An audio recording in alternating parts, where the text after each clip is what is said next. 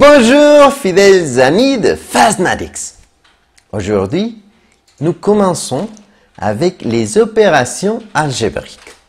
Mais qu'est-ce que c'est que ça?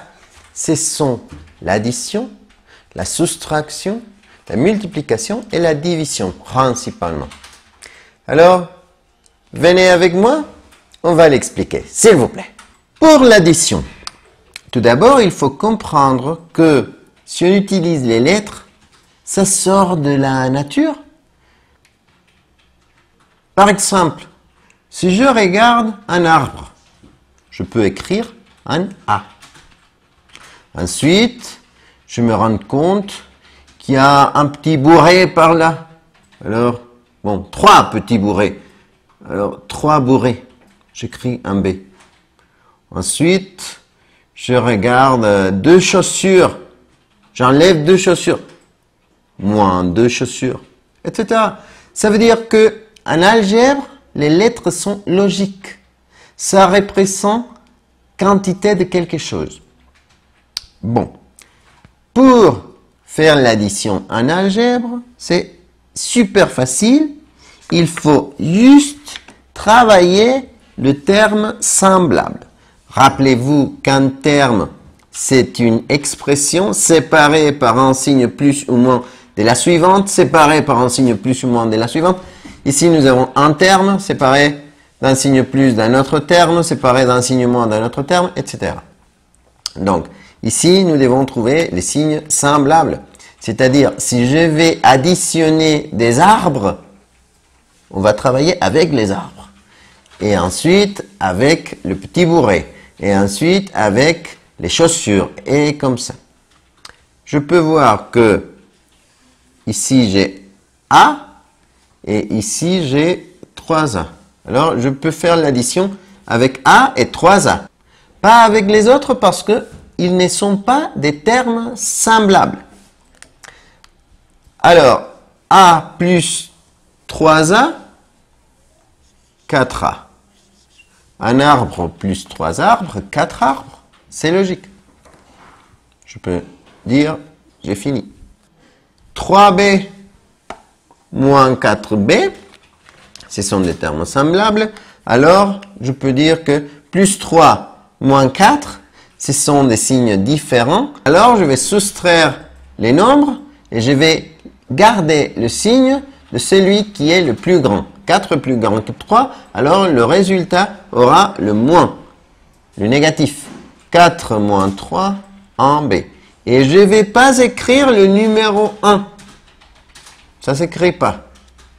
En B, c'est comme ça en algèbre.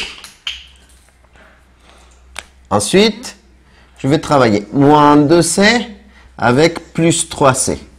A avec A, B avec B, C avec C. Signe différent, alors je vais soustraire les nombres et je vais garder le signe de celui qui est le plus grand. Le 3 est plus grand que 2, alors le résultat sera positif. 3C moins 2C, ça fait 1C. Mais je ne vais pas écrire le 1. Et voilà. J'ai fini mon addition. Maintenant, qu'est-ce qui se passe si nous avons des fractions? C'est pareil. Il faut travailler les termes semblables. Faites attention parce que x carré va aller avec x carré. C'est pas pareil x carré y. Ça, c'est une autre chose. Ça doit être identique, les mêmes lettres, les mêmes exposants pour qu'on ait des termes semblables. Donc, 3 cinquièmes de x carré moins 7 cinquièmes de x carré, ça va nous donner, je vais travailler par les opérations, 3 cinquièmes moins 7 cinquièmes, ça nous donne, si nous avons le même dénominateur, on l'écrit pareil, et 3 moins 7 moins 4. Alors, moins 4, 5. Alors, moins 4 cinquièmes de x carré. Ensuite, bon, je finis avec les x carrés. Ensuite, je peux voir qu'il y a moins 1 dixième de xy carré. Je vais le travailler pas avec x carré y, c'est pas pareil. Ici, j'ai un exposant 1 et un exposant 2. Et ici, j'ai un exposant 2 et un exposant 1. C'est pas pareil. Mais ici, j'ai xy carré. Alors, moins 1 dixième plus 2 septièmes. Moins 1 dixième plus 2 septièmes. On va obtenir le plus petit commun multiple. De 10 et 7, ça fait 70.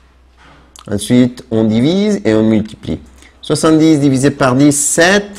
Fois moins 1, moins 7, plus 70 divisé par 7, 10. Fois 2, 20. Ça nous donne 13 70e. Alors, on écrit plus 13 70e de xy carré. Voilà. Ensuite, on se rend compte que nous avons x carré y et x carré y. Voilà. Alors, on va travailler, nous avons fini ça, on va travailler 2 quinzièmes plus 3 entiers. 2 quinzièmes plus 3 entiers. Le plus petit commun multiple, c'est 15. 15 divisé par 15, 1 fois 2, 2, plus 15 divisé par 1, 15 fois 3, 45. Et ça nous donne 47 quinzième. Et c'est tout bon. Plus 47 quinzième de x carré y. Et voilà, merci beaucoup de votre attention. À une prochaine vidéo, chers amis. Au revoir.